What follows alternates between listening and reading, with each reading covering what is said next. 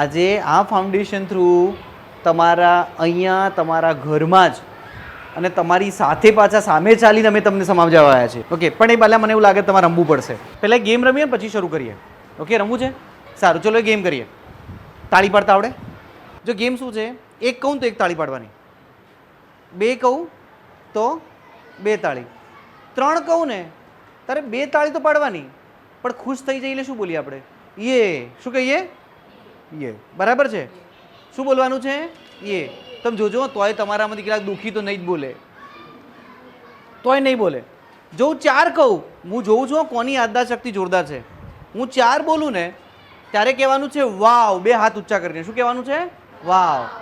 અને પાંચ બોલું એટલે આપણે ગેમ જીતી જઈએ. એટલે મોટાભાગે શું કરીએ ખબર છે? ચલો વોલીબોલ રમતા હોય અને ગોલ થાય ત્યારે આપણે શું કરીએ છીએ? કરીએ છીએ ને આમ, રાઈટ? સો આપણે આપણી ફ્રેન્ડને હાઈફાઈ આપવાની છે. ઓકે, એમાં મજા આવશે. કોઈને દુશ્મની હોય તો મોઢા પર નહીં આપતા, દાળ. ચલો, 1 3 વેરી નાઇસ. નાવ વેરી નાઇસ. 2 5. હા, જે જોતો નહીં હોય ને તો મોઢા પર આવશે સીધો.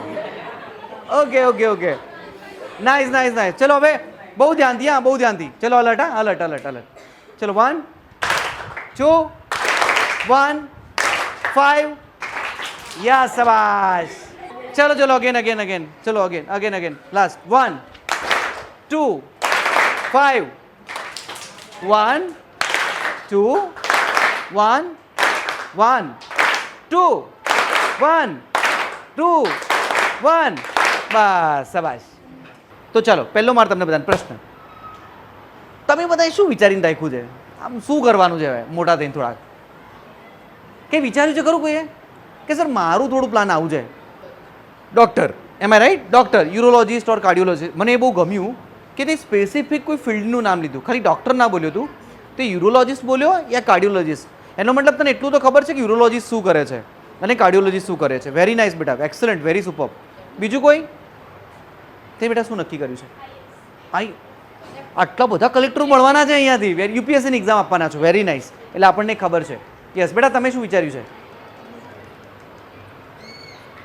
નથી વિચાર્યું હજી? હજી બાકી છે વિચારવાનું. કયા ધોરણમાં છો તમે હમણાં? 10માં. ઓકે, કંઈ વાંધો નહીં. બેટા તમે શું વિચાર્યું છે? હમણાં નથી વિચાર્યું. ઓકે,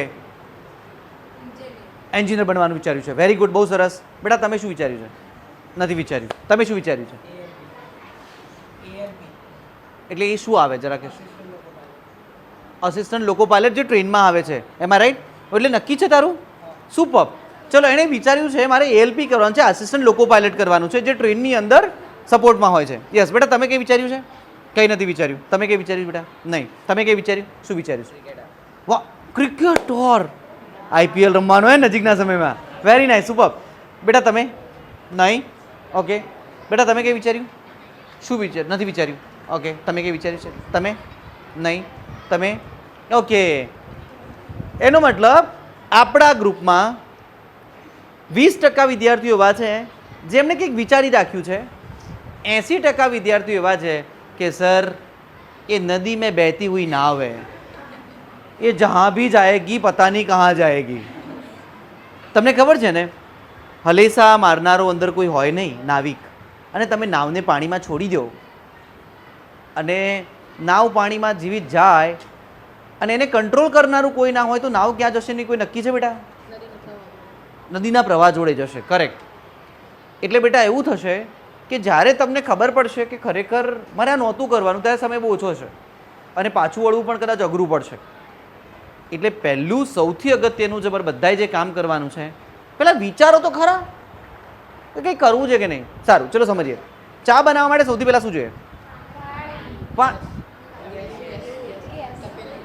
ગેસ જોઈએ.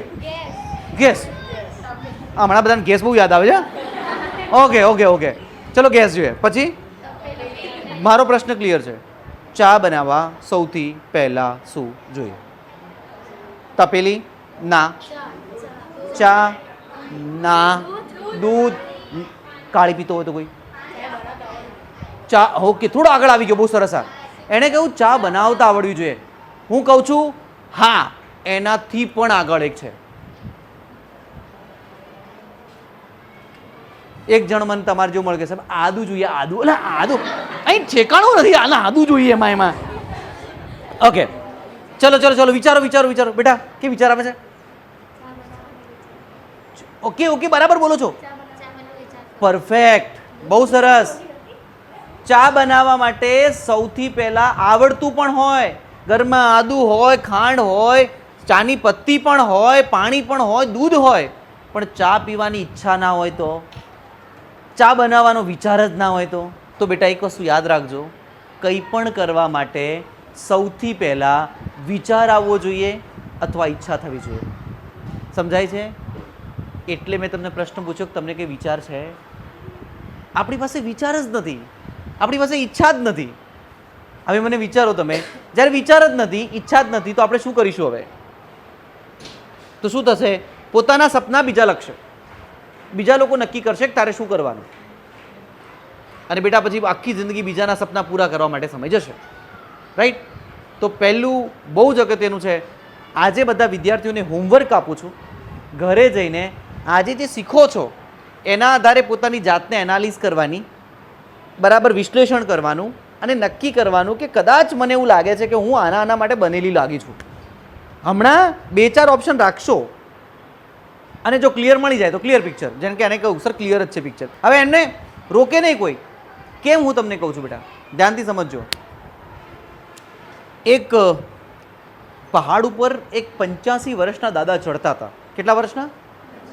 85 વર્ષના દાદા ચડતા હતા, અને એકદમ જ ફૂલ વરસાદ શરૂ થઈ ગયો, ફૂલ વરસાદ પહાડમાં. અને તમને ખબર છે કે પહાડમાં વરસાદ બહુ આવે અને પગ સરકે તો પછી ફિનિશ. દાદાએ એમને એમ તો કોઈ જગ્યા આવે તો બેસી જવું, અંદર બેસી જવું ને કંઈક પોતાની જાતને બચાવી લઉં. તો દાદાએ જગ્યા સુધી નાનકડી આમ પથ્થર ઉપર હતો, અને ત્યાં એક ભાઈ ઊભા હતા, અને દાદાને પ્રશ્ન પૂછ્યો કે દાદા ક્યાં જાઓ છો? તો કે ટોચ ઉપર. શું કે છે? ટોચ ઉપર. એટલે પેલો ભાઈ હસવા માંડ્યો કે આ વરસાદમાં ટોચ ઉપર જશો? દાદા ઘણાય આવ્યા ને ઘણાય ગયા, હજી સુધી ટોચ ઉપર કોઈ પહોંચ્યા નથી. એટલે દાદાએ જે જવાબ આપ્યો ને બેટા બહુ ધ્યાનથી સમજો. દાદા એમ કીધું, બેટા મારું મન તો ક્યારનું ત્યાં પહોંચી ગયું છે, આ શરીર જ હવે ત્યાં લઈ જવાનું બાકી છે. હું તો ત્યાં ક્યારનો પહોંચી ગયો છું, આ શરીર ખાલી ત્યાં લઈ જશે. બેટા એક વસ્તુ યાદ રાખજો, મન ત્યાં પહોંચી જવું જોઈએ જે કરવું છે ત્યાં. હવે ખાલી વર્ષો જ બાકી છે ત્યાં પહોંચવા માટે. સમજાય છે? એને આગળ વધતા કોઈ નહીં રોકી શકે. That's final. તો ચાલો થોડુંક સમજીએ છે, કરેક્ટ? થોડાક આ પાર્ટને આખું સમજવાનું ટ્રાય કરીએ. ઓકે, કેટલાક પિક્ચર બતાવું છું. આમને ઓળખો છો? કલામ સાહેબ પાક્કું? ચલો, શ્યોર? Very nice. બેટા આવું દીકરીઓ તમે તો આવું કરવાનું. આને મૂવી બનાવ્યું આના નામે તો બહુ સરસ મજાની. આપણા દેશની પ્રથમ એવી વ્યક્તિ છે આ મેરી કોમ છે, જેમને આપણા દેશનો સૌથી પહેલો જે બોક્સિંગની શરૂઆત છે ને એમને કરી હતી. કેવું આવડી ગયું લે! Super, very nice. ઐશ્વર્યા. તો બેટા મને તમને બધાને એક પ્રશ્ન છે, આપણે આ બધાને કેમ આજે ઓળખીએ છીએ? કારણ કે એ લોકોએ પોતાની ફિલ્ડમાં પોતાનું 100% આપ્યું છે. એમને શોધી કાઢ્યું હતું કે પોતે શાના માટે બનેલા છે. આ બહુ અગત્યનું છે બેટા કે આપણે કયું કેરિયર પસંદ કરીએ છીએ. રાઈટ? ચલો હવે સમજીએ. બેટા ભારતના લોકોને સૌથી મોટો એક વસવસો છે, તમને બધા નવાઈ લાગશે, 2024-25ની અંદર એક સર્વે થયો. એ સર્વેની અંદર એવું નીકળ્યું કે ભારતમાં 2% લોકો પોતાના કામથી, પોતાની નોકરીથી, પોતાની જોબથી ખુશ છે. 98% લોકો એમ છે એમને પોતાનું કામ, પોતાની નોકરી ગમતી નથી. કેમ? એમને જે કરવું હતું એ લોકો કેમ કરી ના શકે બેટા? ચલો બહુ બધા કારણોમાંથી 1-2 કારણો આપો. ચલો યસ, ચલો એમને કીધું ફેમિલી સપોર્ટ નહીં હોય. Perfect, very nice. બીજું? પૈસા નહીં હોય. Very good. બીજું? Perfect, very nice. પૈસા, ફેમિલી સપોર્ટ આ બધું સેકન્ડ છે. એમને વિચાર જ નહીં કર્યો કે ત્યાં બહાર જવું છે. એમને પોતાની જાતને પૂછ્યું જ નહીં હોય કે હું શાના માટે બનેલો છું. હા કે ના? બેટા ધ્યાનથી સમજજો, જ્યારે એક વખત વિચાર બની જાય છે પછી એને પૂરો કરવા માટેના રસ્તા છે ઓટોમેટિક નીકળી જાય છે.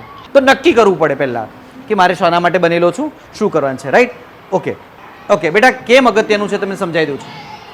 એક તો બેટા પહેલું, જો સાચી કારકિર્દીમાં નહીં હોય ને તો સંતોષ નહીં થાય કામનો. સાંજે ઘેર આવશું ને તો થાક લાગશે, રવિવારે તકલીફ થશે. બીજું, 20 થી 25 વર્ષ આપણે ફિલ્ડમાં આપવાના છે. તમે જે ફિલ્ડમાં જાઓ છો ત્યાં તમારા ઘરમાં તમને ખબર નહીં હોય પણ આનલબેનને ખબર હશે, અમુક લોકો તો બુધવારથી રાહ જોવે, ગુરુવાર, શુક્રવાર, શનિવાર, હા 3 દિવસ પછી રવિવાર. કેમ?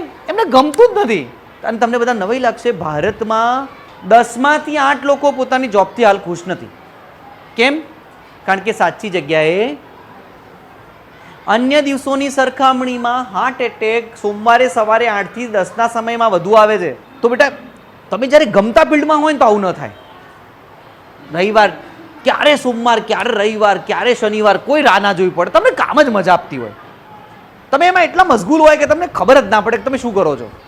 બીજું બેટા, મોટા ભાગે લોકો શનિવારે સાંજે ખુશ હોય છે અને રવિવારે સાંજે નાખુશ હોય છે. કેમ? શનિવારે કેમ ખુશ? હા, કાલ રવિવાર છે. અને રવિવારે કેમ દુખી? કાલ સોમવાર છે. યાર, તમારામાંથી કેટલાની ઈચ્છા થાય કે અમારે આમાં જ પડવું છે? કેટલાની ઈચ્છા છે આવી? કેટલાની ઈચ્છા થાય સર સમયનું ભાન ના રહે ને એવી જગ્યાએ જવું છે? Very nice. કે સાહેબ સમયનું ભાન ના રહે, હું જે કામ કરું ને એમાં થાક પણ ના લાગે. હવે મારે તમને બધાને એક પ્રશ્ન છે. ચલો એ પહેલાં તમને એક વિડીયો બતાવો છો. વિડીયો જોવો છે? ચલો એક વિડીયો બતાવો.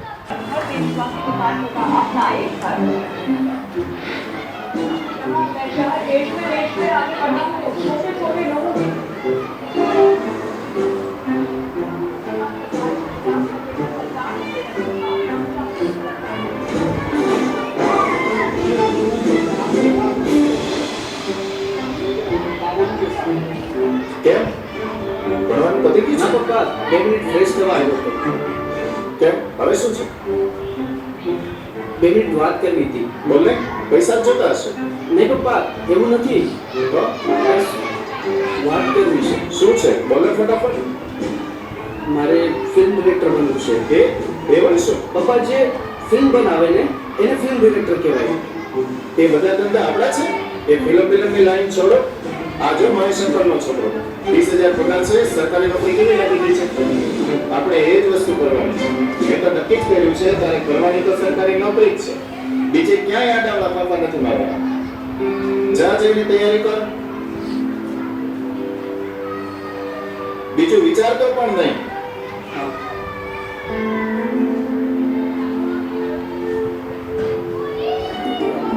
યાર આ જૂની પેઢીના લોકો આપણી વાત કેમ નહીં માનતા?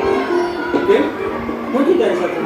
અરે એના બાપાએ મૂવી જોવા અને ટીવી જોવાની ના પાડ્યું છે એટલે બીજું શું થાય? એવું નથી યાર. કાલે મેં મારા પપ્પાને કીધું કે મારે ફિલ્મ ડિરેક્ટર બનવું છે. તો એણે શું કીધું ખબર છે? ઘણી ઘડીને સરકારી નોકરી મેળવો ને એટલે ફિલ્મ ડિરેક્ટર જ છે. મેં પણ મારા પપ્પાને કીધું કે મારે ડાન્સર બનવું. તો મારા ભાઈએ શું કીધું ખબર? તારા બાપનો ખબર ડાન્સર બનવાનું છે તો મારા જરા રમત બરાબર કર. આ ડાન્સર બહુ થયો હવે. જો બસ આવી બધી બાબતોમાં છે મને ગયા ગુરુવારના પ્રોગ્રામમાં સરે જે વાત કરી એ બહુ ગમી. અને તું મારું માને ને તો તું એનું સજેશન લે. બેટા ધ્યાનથી સમજજો. હવે એમના સર પાસે આવ્યો છે, એને કંઈક બનવું છે એની વાત લઈને.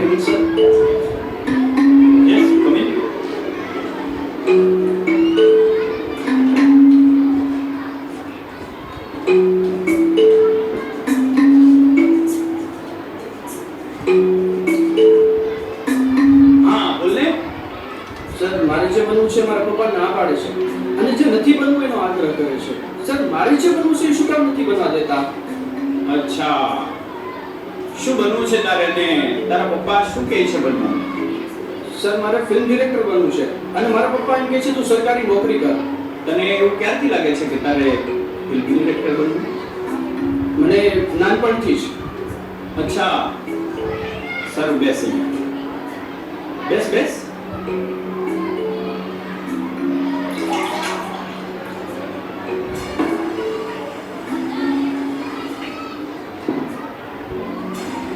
હું તને કેટલાક સવાલ પૂછું, એના તો જવાબ આપ. છેલ્લી સફળ થયેલી ગુજરાતી મૂવી કઈ? કદાચ છેલ્લો દિવસ. સારું, જો કે એને તો ઘણો સમય થયો. સારું, કઈ વાંધો નહીં. છેલ્લો દિવસ મૂવીના ડાયરેક્ટર કોણ અને એના વિશે તું કઈ જાણે છે? ના. ઓકે. ગુજરાતના બીજા કોઈ ડાયરેક્ટર કે જેને તું જાણતો હોય? ના. ગુજરાતમાં ઓકે. સારું, ગુજરાતી મૂવી ઇન્ડસ્ટ્રી છે હજુ આળસ મળીને ઊભી થઈ છે, તો એના વિશે કદાચ તને ખબર ન હોય. આપણે હિન્દી સિનેમાના કેટલાક સવાલ પૂછીએ. હિન્દી ફિલ્મ જગતના કોઈ ડાયરેક્ટરને નામ કે એવું કોઈ યાદ હોય તો? સંજય લીલા ભંસાલી. ઓકે, હા, વેરી ગુડ. સંજય લીલા ભણસાળી છે એ કયા ક્વોલિટીની અને કઈ ટાઈપની મૂવી બનાવે? અચ્છા, હિન્દી સિનેમા જગતના અન્ય કોઈ ડાયરેક્ટરની તને માહિતી હોય કે જેના તે જીવન ચરિત્ર વાંચ્યું હોય, એની સ્ટ્રગલ વિશે તને માહિતી હોય એવું કોઈ ખરું? ઓકે. તો કેટલા સમયથી મોબાઈલ રાખે છે? લગભગ 2 વર્ષથી. તારા મોબાઈલની અંદર એવી કોઈ વિડીયો ક્લિપ્સ ખરી કે જે તે રેકોર્ડ કરી હોય અને આપણને જોવી ગમે? મતલબ કેવી ક્લિપ? એટલે કેવું હોય કે પેડલી ઉપર બેઠેલા બે કબૂતર પ્રેમ કરતા હોય, પાણી ભરેલા બાઉલમાં ચકલી નાતી હોય, શાળાએથી એક વિદ્યાર્થી છે એ બળબળતા તડકાની અંદર ઘરે આવતો હોય અને દફતરનો ભાર તેને મહેસૂસ થતો હોય,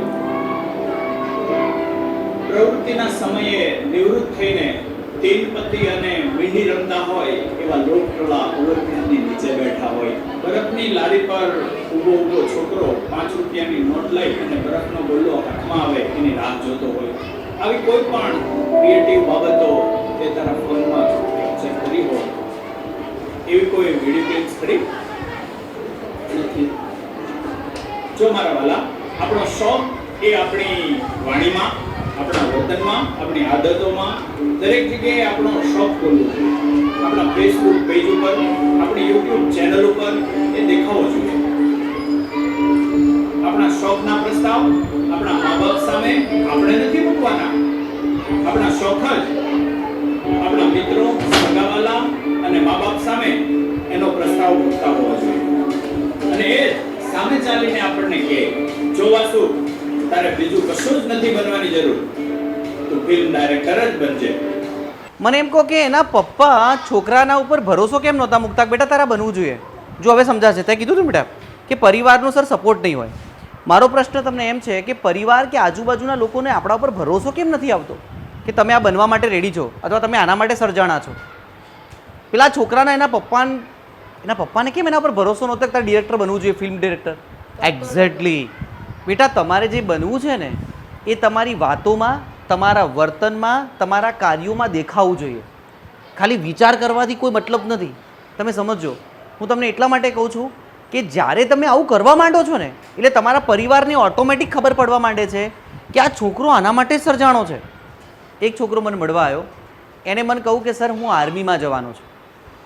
પછી મેં એને પૂછ્યું કે તને કેમ એવું લાગે છે કે તું આર્મીમાં જઈશ? કે સર મને એવું લાગે છે કે હું એના માટે બનેલો છું. તો મેં એને પ્રશ્ન પૂછ્યો કે તને એવું કેમ લાગે છે? કારણ કે સર મારી હાઇટ એટલી છે. બીજું, મને દેશની રક્ષા કરવાનું નાનપણથી ઈચ્છા છે અને મને બસ એક જ વસ્તુ એ છે કે વર્દી મારા ઉપર આવી જોઈએ દેશની. પછી મેં એને જે પ્રશ્ન પૂછ્યા ને બેટા, એટલે મેં એને કીધું કે તું આર્મી વિશે શું જાણે છે? એણે મને શરૂઆતથી માંડીને એન્ડ સુધી બધું જ કહી દીધું. આર્મીમાં કેટલી કેડર હોય, એ જે કઈ જગ્યા ઉપર જઈ શકશે, ત્યાંથી ગયા પછી એને પ્રમોશન મળે તો ક્યાં સુધી પહોંચી શકે, ત્યાં કઈ કઈ જગ્યાની કઈ ટુકડી ક્યાં હોય છે, BSF શું કામ કરે છે, CRPF શું કામ કરે છે, એમાં કેટલા મેડલ હોય છે, કેટલા વર્ષની નોકરી હોય છે, રિટાયરમેન્ટ પછી શું જોબ મળતી હોય છે, એના માટેની એન્ટ્રન્સ એક્ઝામ કઈ હોય છે, આ છોકરાને બધું જ ખબર હતી. એના મોબાઈલના ફોનમાં તમે સ્ટેટસ જુઓ, એના મોબાઈલના ફોનમાં એનું પ્રોફાઇલ પિક્ચર જુઓ તો પણ આર્મીનું. બેટા હું મને એમ કહો, આ છોકરાને આર્મીમાં જતાં કોઈ રોકી શકે? કેમ? એના હૃદયમાં આર્મી ઓલરેડી પેસી ગઈ છે, હવે ત્યાં જવાનું બાકી છે. સમજાય છે? તો બેટા પહેલું આપણે શોધી કાઢવાનું છે આપણે શાના માટે બદલાયા છે અને બન્યા છે, રાઈટ? હવે જો ભારતનો પ્રોબ્લેમ શું છે? એક, કેવી રીતે લોકો પસંદ કરે છે? Herd mentality. કેવી રીતે?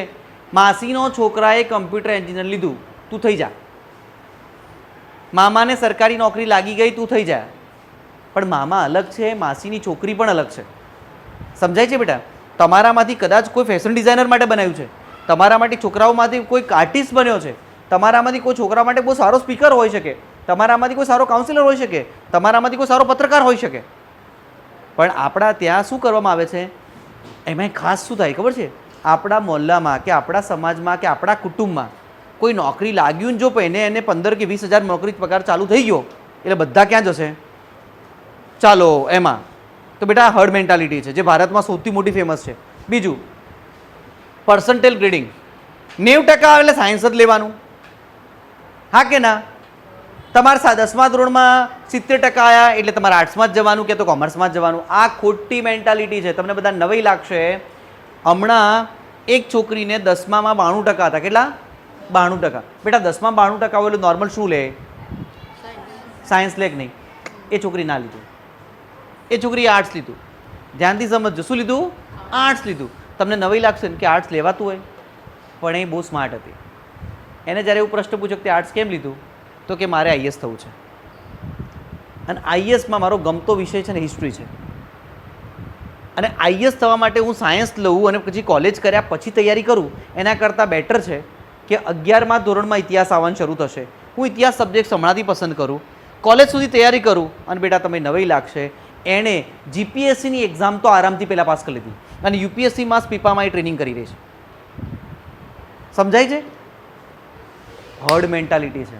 અરે 50% લાવેલા વિદ્યાર્થીઓ આજે કદાચ એમની ફિલ્ડમાં એટલા બધા સક્સેસ છે કે કદાચ 90% લાવેલો નથી, પણ આપણા ઘરમાં તો આજ સુધી કોઈ પોલીસમાં ગયું જ નથી. આ તો ન જ કરાય. તમારા મેડમ છે, એમને ખબર હશે કે એમની જ્યારે તમારી એજ હતી, જો ઘરમાં ભૂલથી એવું કહી દે ને કે હું પોલીસમાં જઈશ તો પૂછો શું થાય? પૂછાય પણ નહીં. પણ ના, છોકરી નક્કી કરે એટલે કિરણ બેદીએ નક્કી કર્યું કે એક છોકરી પણ પોલીસમાં જાય એટલે ગઈ. રાઈટ? તમને બધાને હમણાં નવાઈ હશે. તમને ખબર છે હમણાં આપણી રાજકોટ સાઈડની એક છોકરી પરણીને રાજસ્થાન ગઈ, ગુમ્મટમાં રહેતી હતી આટલામાં, અને આ વખતે જજની એક્ઝામ એને પાસ કરી, એ જજ બની છે. કેમ? બાકી તો ત્યાં તો એવા નિયમો હોય છોકરી મોડું ના દેખાડે, પણ આજે જજ બની છે. કેમ? સોશિયલ પ્રેશર ગમે તે હોય, સ્ટેટસ છે, પણ મારી કેરિયર તો મારે બનાવવાનું જ નહીં. હમણાં એક છોકરીએ નર્સિંગ કર્યું છે અને એને છે ને દવાઓની સુગંધથી જ તકલીફ થાય છે. હવે નર્સિંગ હોય તો ક્યાં જવાનું? હા કે ના? હવે એને ગમતું જ નથી ત્યાં, પણ બેનપણી ગઈ ને એટલે મારે જવાનું. બેટા ના, આ કેરિયર માટે ભાઈબંધ બેનપણી જરૂરી છે, ના નથી પાડતો, પણ પ્રેશરથી કોઈ સિલેક્શન કરવાની જરૂર નથી. રાઈટ? સો આટલું બેટા ભારતમાં હાલ આ રીતે થાય છે. What is the scientific process? આ તો અમે લોકો ટેસ્ટ કરતા હોઈએ છીએ તમારો, પછી નક્કી થાય, પણ હું તમને સમજાવી દઉં. પહેલું છે બેટા, આ 3 વસ્તુની ખબર પડી જાય ને તમને, તો તમને તમારું સાચું કેરિયર પસંદ કરવાનો ઓપ્શન મળી જાય. એક પહેલો છે એપ્ટિટ્યૂડ, બીજો છે ઇન્ટરેસ્ટ, અને થર્ડ ઇઝ પર્સનાલિટી. સમજીએ ને? ચલો ફટાફટ સમજીએ છો. ઓકે, એપ્ટિટ્યૂડ શું છે ઇંગ્લિશમાં, પણ ગુજરાતીમાં લખ્યું કોઈ કામ ઝડપથી શીખવાની કે સારી રીતે કરવાની કુદરતી ક્ષમતા, એટલે એપ્ટિટ્યૂડ. આપણે ત્યાં તમે જોયું હશે, અમુક પહેલા ધોરણમાં અને બીજા ધોરણમાં આવે ને તો છોકરાઓ જોરદાર ગાતા હોય, હા કે ના? અમુક છોકરાઓ પહેલાં તો આવે ને તો ગણિતનો દાખલો ફટાક કરી શીખી જાય, પણ ગુજરાતીમાં વંચાવું તો ના વાંચે. એ શું છે? એનામાં ઇનબિલ્ટ એક ટેલેન્ટ છે, પર્સનાલિટી. કોઈ વ્યક્તિ કેવી રીતે વિચારે છે, બોલે છે, વર્તે છે, આ બધાનો સરવાળો એટલે આપણી પર્સનાલિટી. સમજાય છે બેટા? જેમ કે હું તમને એટલા માટે કહું, એક માણસે MBA માર્કેટિંગ કર્યું, ધ્યાનથી સમજજો. શું કર્યું? MBA ઇન માર્કેટિંગ કર્યું, પણ એને ટ્રાવેલિંગ કરવું ગમતું જ નથી. હવે જો માર્કેટિંગ કરો એટલે તમારે શું કરવું પડે? માર્કેટિંગ કરવા જવું પડે, હા કે ના? પણ એ ટ્રાવેલિંગ કરવું જ નથી ગમતું, એની પર્સનાલિટી ટ્રાવેલિંગને નથી, અને તો એ કરી નાખ્યું છે. સમજાય છે? બહુ જ અગત્યનું છે બેટા. તો તમે કેવી રીતે વિચારો છો, બોલો છો, આ તમારું આખું વ્યક્તિત્વ કેવું છે જોવું પડે, કે મને શું ગમે છે, મને શું નથી ગમતું. આ પર્સનાલિટી છે. બીજું છે ઇન્ટરેસ્ટ. સિમ્પલ કરો, જે કામ કરવાથી તમને ખુશી થતી હોય, થાક લાગે છતાંય કામ કરવાનું મન થાય, એ અંદરથી ખેંચાણ થાય, એ તમારો રસ છે, એને શું કહેવાય? ઇન્ટરેસ્ટ. એવો નહીં હો કે એક પેલા ખેલાડીને વિરાટ કોહલીને રમતો જોયો અને પછી કે આપણે કોહલી બનવાના, એ ઇન્ટરેસ્ટ નથી, એ વિચાર છે, ખાલી ઈચ્છા થઈ ગઈ છે, એ ઇન્ટરેસ્ટ નથી. તડકો ધમ પડતો હોય અને છતાંય મને મારું ગમતું કામ હું કરતો હોઉં, અરે મને કલાકોના કલાકો જતા રહે ને તો ભાન ના રહે તો મારે સમજવાનું કે એમાં મારો ઇન્ટરેસ્ટ છે, રાઈટ? તો બેટા કેટલા પાર્ટ છે ટોટલ? 3. પહેલું એપ્ટિટ્યૂડ, બીજો પર્સનાલિટી અને ત્રીજો ઇન્ટરેસ્ટ, રાઈટ? આ ત્રણેય વસ્તુ તમારે શીખવાની છે. આ ત્રણેય પાર્ટ કવર કરીને પોતાની કારકિર્દી પસંદ કરવાની. સમજી ગયા? આજે તમારે બધાએ ઘરે જઈને એક મને શું કરવું ગમે છે, રાઈટ? મને નાનપણથી મારામાં કઈ સારી ક્ષમતાઓ છે, જેમ કે મને લખવું વધારે ગમે છે, મને ગણતરી કરવી વધારે ગમે છે, લખવાનું છે. તમને શું ગમે છે, તમારામાં કઈ ક્ષમતાઓ છે, આના આધારે તમારી પાસે કયા ઓપ્શન છે, રાઈટ? હવે આવી વાત ઓપ્શનની. ચાલો હવે 10 પછીના આમાંથી જેટલા છોકરાઓ 10માં છે, 9મા વાળા તો વિદ્યાર્થીઓને ઘણું બધું મદદ થવાનું છે. ચલો બેટા, ધોરણ 10 પછી શું? 9મા વાળાને તો ખબર છે કે 9મા પછી ડાયરેક્ટ 10મું, પણ હવે 10મા પછી શું એના ઓપ્શન તમને સમજાવી દઉં છું ધ્યાનથી ફટાફટ. ચલો બેટા ધ્યાનથી જ આ સમજી લેજો. ધોરણ 10 પછી ડિપ્લોમા કરી શકાય છે. TEBના થોડાક સિલેબસ છે. તમે 11-12 હાયર સેકન્ડરીમાં જઈ શકો. ITIના અનેક કોર્સ છે અને ઓપન સ્કૂલિંગ છે. 10મા પછી તમારામાંથી કેટલીક છોકરીઓને એવું થાય કે સર ભણી શકાય એવું નથી અથવા રેગ્યુલર સ્કૂલે જઈ શકાય એવું નથી, તો પણ બેટા ભણવાનું ક્યાં અટકતું નથી. હું તમને કહું, 12માના 2 વર્ષની કોલેજ પછી મારી જેટલી પણ ડિગ્રી છે હું કોઈ દિવસ કોલેજ નથી ગયો. કેમ? ઘણા બધા ઓપ્શન તમારા મેડમને ખબર છે અને ઓપન સ્કૂલિંગ બાબતે તમારા મેડમ તમને સમજાવશે. હું તમને ઓવરવ્યૂ આપું છું. ભણવાનું 10મા પછી ક્યાં અટકતું નથી. તમારે જ્યાં ભણવું હોય એટલા ઓપ્શન ઉપર છે, રાઈટ? બેટા હવે જુઓ, હાયર સેકન્ડરીમાં એક તમે 11-12 કરો ને તો વિજ્ઞાન પ્રવાહમાં જઈ શકે. 11-12માં સાયન્સ, સામાન્ય પ્રવાહ એટલે કોમર્સ અને આર્ટ, ગૃહ વિજ્ઞાન જે છે, વ્યવસાયલક્ષી પ્રવાહો છે એ પણ અવેલેબલ છે. ઉત્તર બુનિયાદી છે એટલે કૃષિ લેવલના જે અભ્યાસક્રમો છે અને બીજા પણ ઘણા બધા અભ્યાસક્રમો અવેલેબલ છે 10મા પછી. હવે જોજો, સામાન્ય પ્રવાહમાં પણ આર્ટ્સ અને કોમર્સ અને વિજ્ઞાનમાં પણ A ગ્રુપ, B ગ્રુપ અને A અને B બંને ભેગું. 10મા વાળી છોકરીઓને ખબર હશે A ગ્રુપ શું છે અને B ગ્રુપ શું છે, રાઈટ? ચલો હવે એને સમજીએ થોડું. હવે અહીંયા જુઓ, 10મા પછી તમે બેઝિક ગણિત લો છો અને સ્ટાન્ડર્ડ ગણિત હોય તો પણ તમે ITIમાં તો જઈ શકો. ITIમાં તો તમે સિલેક્શનમાં જઈ શકો. ડિપ્લોમા એન્જિનિયરિંગ કરવું હોય તો કયું ગણિત જોઈશે? બરાબર. પછી ડિપ્લોમાથી ડિગ્રી કરવા માટે તમારે ડિપ્લોમા કરો તો ઓટોમેટિક તમે ડિગ્રી પણ 3 વર્ષ માટે જઈ શકો છો. એવું જરૂર નથી કે 12 સાયન્સ તમે લીધું તો જ પછી તમે એન્જિનિયરિંગમાં જઈ શકો. ના, D2D પણ કરી શકાય. મારા નાના ભાઈ છે, એમને ડિપ્લોમા કર્યું, ડિગ્રી કર્યું અને ડિગ્રી કર્યા પછી GPSC આપી અને એ જ કોલેજમાં પ્રોફેસર છે જ્યાં ભણતા હતા. એ પણ ગવર્મેન્ટ સ્કૂલમાં જ ભણ્યા છે. હું ગવર્મેન્ટ સ્કૂલમાં જ ભણ્યો છું. સમજજો બેટા, હું તમારા જેમ જ ગવર્મેન્ટ સ્કૂલમાં ભણીને આવ્યો છું. 8મા ધોરણમાં ABCD આવડી હતી મને.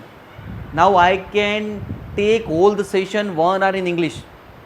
હું 1 કલાકનું ફ્લુઅન્ટ ઇંગ્લિશમાં સેશન લેવું તો લઈ લખું છું. તમે સમજો બેટા.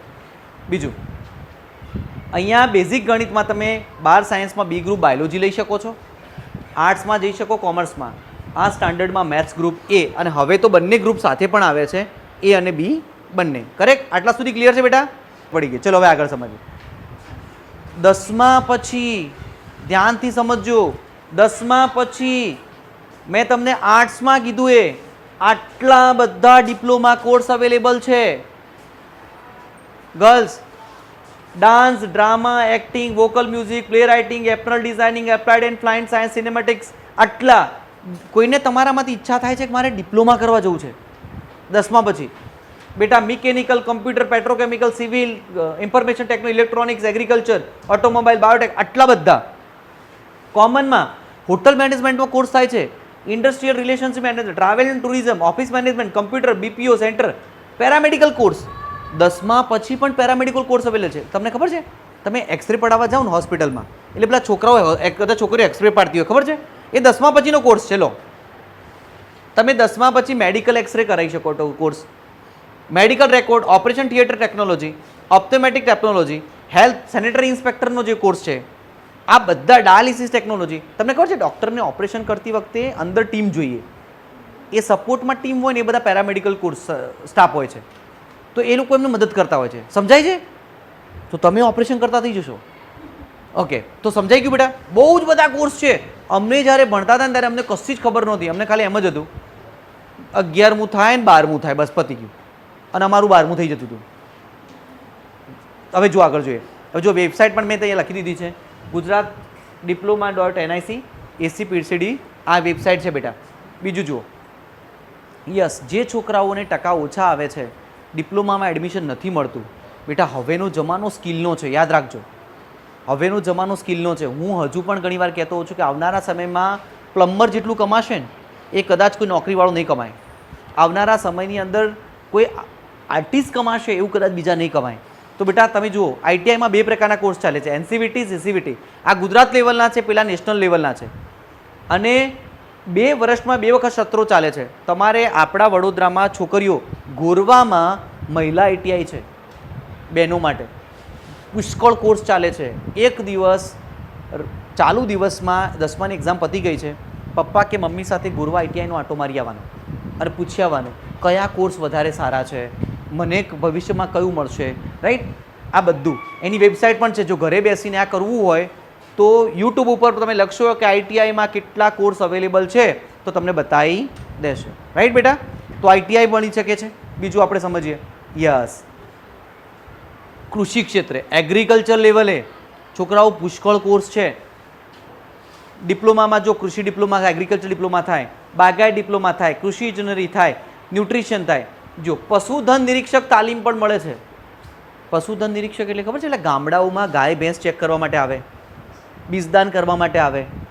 આ લોકો બેટા દિવસમાં તમને ખાલી સિમ્પલ કહું, એક ગાય ભેંસ કે ચેક કરવા માટેના 200 રૂપિયા લે. દિવસની 10 ગાય ચેક કરે કેટલા રૂપિયા થયા? મહિનાના કેટલા થયા? 60,000 રૂપિયા. અને તોય ઘર નવરા. હા કે ના? ઘણીવાર એવું હોય છે કે ખરેખર કોર્સ સારા છે પણ આપણને ખબર જ નથી કે આ બધું શું છે. મરઘા તાલીમ ઉછેર, બેકિંગ, આજે આપણે બેકરીને બધું બને છે ને, એ બેકિંગ ટેકનોલોજીમાં પણ પેકિંગ સિસ્ટમ પણ હોય છે. માળી તાલીમ પણ લોકો આપે છે, રાઈટ. મોટી કંપનીઝની અંદર ગાર્ડનર રાખવામાં આવે છે અને એ લોકો સારો સેલરી લેતા હોય છે. ગવર્મેન્ટમાં પણ માળી હોય છે, ગવર્મેન્ટ જોબ પણ હોય છે, રાઈટ બેટા. ચલો, એની યુનિવર્સિટી ક્યાં ક્યાં છે? આણંદ, જુનાગઢ, નવસારી, ગાંધીનગર, દાંતીવાડા. આ 5 જગ્યાની યુનિવર્સિટી છે. ઓકે, હવે જુઓ, બીજું છે બેટા, ધ્યાનથી સમજજો, કેટલાક વોકેશનલ કોર્સિસ છે. Diploma in vocational course in event management. હવે શું છે તમને કહી દઉં, મારા કે મેડમના ઘરે લગ્ન હોય તો હવે અમે કોઈ બધું કરતા નથી. અમે શું કરીએ છીએ? ઇવેન્ટવાળાને આપી દઈએ છીએ. વડોદરામાં ઇવેન્ટ મેનેજમેન્ટ કંપનીઓ ઘણી બધી થઈ છે. એટલે મારે ધારો કે ભાઈનું નામ શું બેટા તારું? ઓમ. ઓમ આવે છે અને ઓમ એવું કહે છે કે ભાઈ તમારે બોલો શું કરવું છે, તો એ લોકો કહી દે અમારા 200 માણસો સવારે જમશે, 200 માણસો બપોરે, અમારી છોકરીની એન્ટ્રી આમ થવી જોઈએ, અમારો છોકરો આમ આવવો જોઈએ. આ બધું સમજી લેવાનું. સાહેબ 10 લાખ રૂપિયા થશે, અમે બધું કરી લઈશું. સમજાય છે? તો હવે travel and tourism, photography, jewellery ડિઝાઇનનું બેટા કોર્સ થઈ રહ્યો છે હમણાં, બહુ સરસ. બધી છોકરીઓ તમે જોઈ હશે કે તમારી છોકરીઓમાં આર્ટિફિશિયલ જ્વેલરી આવે છે, એની ડિઝાઇનિંગનો કોર્સ 10મા પછી થાય છે. બીજું ઇન્ટિરિયર ડિઝાઇનર પણ થાય છે. ઘરની અંદર ખબર છે છોકરીઓ જે ઇન્ટિરિયર હોય છે ને, બધા સોફા ક્યાં હોવા જોઈએ, પડદા ક્યાં લાગશે, આ બધી વસ્તુઓ. બીજું 3D એનિમેશન, ટેક્સટાઇલ. જુઓ, છોકરીઓ આઈટીઆઈમાં જાઓ તો પણ આ કોર્સિસ આઈટીઆઈમાં પણ ચાલે છે, ડિપ્લોમામાં પણ કોર્સ ચાલે છે. તો તમે બધાને આમાંથી કોઈને એવું હોય કે સર મને જ્વેલરી ડિઝાઇનિંગ ખૂબ ગમે છે, તો તમે આમાંથી કોઈ ડિઝાઇનિંગમાં જઈ શકો. અને બહુ સારી છોકરીઓ આર્ટિસ્ટ તરીકે, ડિઝાઇનિંગ તરીકે કામ કરે છે, રાઈટ, ઘરે બેસીને કામ કરે છે. તો આ કોર્સ વોકેશનલ કોર્સ છે. હવે બીજા અહીંયા જુઓ, નોકરી ક્યાં મળી શકે 10મા પછી? જુઓ, એક એસએસસી એટલે સ્ટાફ સિલેક્શન કમિશન 10મા પછી કેટલીક જગ્યા ઉપર ભરતી કરે છે. એની પોતાની વેબસાઇટ છે અહીંયા, એમાં તમે ખોલશો તો 10મા પછીની જાહેરાત તમને બતાવશો. બીજું સોલ્જર ટેકનિશિયન એક્ઝામ, જેને પણ ઇન્ડિયન આર્મીમાં જવું હોય, 10મું પાસ હોય તો તમે ઇન્ડિયન સોલ્જર ટેકનિકલ એક્ઝામમાં પણ તમે જઈ શકો છો. ઇવન 10મા, હવે એમને ઓપન ભરતી કરી દીધી પણ ટેકનિકલ એક્ઝામ લેવાય છે. બીજું બેટા, એરફોર્સની અંદર એરમેન ટેકનિકલ ટ્રેડ અને ઇન્ટર ટ્રેડ્સ, આ બંને વસ્તુઓ છે ને એરફોર્સમાં પણ 10મા પછી છે, પણ એની અંદર તમારે ફરજિયાત મેથ્સ હોવું જોઈએ, સ્ટાન્ડર્ડ મેથ્સ, રાઈટ. બીજું ઇન્ડિયન નેવીમાં સેલર, નાવિક, એટલે આપણે જે નાવિક હોય ને જે સ્ટીમર ચલાવે એ, એમાં ડિપ્લોમા ને એપ્રેન્ટિસ કોર્સ પણ ચાલે છે નેવીમાં પણ 10મા ધોરણમાં. ઘણા છોકરાઓ ખબર જ નથી કે એ કોર્સ કરો એટલે સીધું નેવીમાં ભરતી થવાય સરકારી નોકરીમાં. એ લોકોનો કોર્સ કરો એટલે તમે આપણને ખબર જ નથી હોતી. ઘણા બધા છોકરાઓને ખબર જ નથી કે આમાં જગ્યાઓ પડી હોય છે. બીજું બેટા, વીમામાં એજન્ટ હોય ને, એ એજન્ટની એક્ઝામ પણ 10 પાસ પછી આપી શકાય છે. અને બીજું, પોસ્ટમાં પોસ્ટમેન અને તે કીધું હતું બેટા રેલગાર્ડ જે હોય છે, જે આસિસ્ટન્ટ લોકો પાયલટ અને લોકો પાયલટની અંદર રેલગાર્ડ હોય છે, ગાર્ડ, એમની પણ એન્ટ્રાન્સ એક્ઝામ અને કોર્સ છે 10મા પછી થાય છે. જુઓ આટલું, રાઈટ. બીજું તમને બતાવી દઉં ફટાફટ. એક હમણાં રિસેન્ટલી શરૂ થયું છે જે મારા ધ્યાનમાં આવ્યું હતું એટલે મેં તરત લખી નાખ્યું છે. અમદાવાદ વટવા જીઆઈડીસીમાં ઇન્ડો જર્મન ટૂલ રૂમ જેવા જોબ ઓરિએન્ટેડ કોર્સ શરૂ થયા છે. એટલે હવે તમને ખબર હોય તો મોટી મોટી કંપનીઝની અંદર મોટા મોટા મશીનો આવે છે. આ મશીનો ઓપરેટ કોણ કરે? તો અહીંયા છે diploma in tool room and ડાયનેટિયમ, સર્ટિફિકેટ ઇન રૂમ એન્ડ ડાયનેટિંગ, પોસ્ટ ડિપ્લોમા ઇસી. આ 3 થી 4 વર્ષના કોર્સ છે જે ચાલે છે અમદાવાદમાં. આ શીખી જાવ એટલે સીધા કંપનીમાં જોબ મળે આપણને સીધું. પછી જુઓ અહીંયા વડોદરામાં પણ છે આ, અને ગવર્મેન્ટ નોકરીમાં અને પ્રાઇવેટ કંપનીઝમાં બધે જગ્યા હોય છે. એ છે ફાયર ટેકનોલોજી, એને ફાયરમેન કહેવાય. અને મોટા ભાગે તમે જે ટી શર્ટ પહેરીને એ ટી શર્ટ એ ટાઈપ કલરના કપડાં એ લોકોના હોય. બીજું, આગ લાગે ને ત્યારે ફાયરની ટીમ આવે છે આખી, આવે છે કે નહીં? અને હવે તો છોકરીઓ પણ ફાયરમેન તરીકે જઈ રહી છે. એટલા માટે તમને કહું છું બેટા, આઈટીઆઈમાં એનસીપીટીમાં ફાયર ટેકનોલોજી એન્ડ ઇન્ડસ્ટ્રીયલમાં નોન એન્જિનિયરિંગ મુદત 10 પાસ હોય અને તમારી પાસે આટલા પેરા હોય તો તમે આમાં જઈ શકો. બીજું, જીસીવીટીમાં fireman, safety and security man, sub fireman officer તરીકેના કોર્સ આઈટીઆઈમાં પણ ચાલે છે. પણ હા, આમાં થોડું મેરિટ ઉપર જાય છે આઈટીઆઈમાં. કેમ કે ડિપ્લોમામાં જે છોકરાઓ ન જાય એ લોકો ક્યાં આવે? સીધા આમાં. પણ આ લોકો આવા કોર્સ સિલેક્ટ કરે છે. એટલે છોકરીઓ આ પણ કોર્સ અવેલેબલ છે, રાઈટ. બીજું, આ લાસ્ટ ચેનલ છે હું તમને બતાવી દઉં. આયુર્વેદિક કમ્પાઉન્ડર, આ કોઈને ખબર નથી. 10 પાસ અને સરકારી આયુર્વેદિક મહાવિદ્યાલય આજવા રોડ ઉપર જ આ કોલેજ છે અને 10મા ઉપર જ એનું થાય. એટલે આયુર્વેદિક હોસ્પિટલ હોય બેટા, એમાં કમ્પાઉન્ડર તરીકે જે નોકરી કરે ને એ આ હોય, ડૉક્ટરને સપોર્ટમાં. એ આજવા રોડ પર જ કોલેજ છે આપણી. બીજું, Gujarat diamond industry training institute, Rakhial, Ahmedabad. ડાયમંડની અંદર જે પણ ડિઝાઇન બને છે ને એનો course, certificate in diamond processing, certificate in jewellery design, આ બધે કોર્સ ત્યાં થાય છે. અને બીજું, પેરામેડિકલ સર્ટિફિકેશન કોર્સ આ પણ અહીંયા થાય છે, રાઈટ. તો મેન જે બેટા મારે તમને આજે લગભગ મેં તમને કેટલા 10મા પછી કોર્સ બતાવ્યા? તમને યાદ નહીં રહ્યા હોય મેડમ. તમને બી ખબર હતી કે 10મા પછી આટલું બધું હોય છે? સાચું કહેજો બધા. આપણને તો કોઈ દિવસ ખબર જ નથી હોતી કે 10મા પછી બી આટલા બધા ઓપ્શન હોય છે. આપણને બેટા બહુ જ ઓછા ખબર હોય છે. તો ધ્યાનથી જુઓ, મેં તમને કીધું ડિપ્લોમા 11-12, આઈટીઆઈ, સરકારી નોકરી પણ અવેલેબલ છે, એગ્રીકલ્ચરમાં પણ જઈ શકો, પેરામેડિકલ કોર્સ પણ કરી શકો, સર્ટિફિકેશન કોર્સ પણ કરી શકો. અને 10મા પછી જો કશું જ ન થાય તો C-DEC